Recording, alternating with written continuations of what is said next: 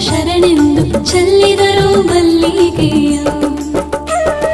ಧರೆಯೆಲ್ಲ ಉಧೋ ಎಂದು ಶರಣರೆಲ್ಲ ಶರಣೆಂದು ಚೆಲ್ಲಿದರು ಮಲ್ಲಿಗೆಯ ಚೆಲ್ಲಿದರು ಮಲ್ಲಿಗೆಯ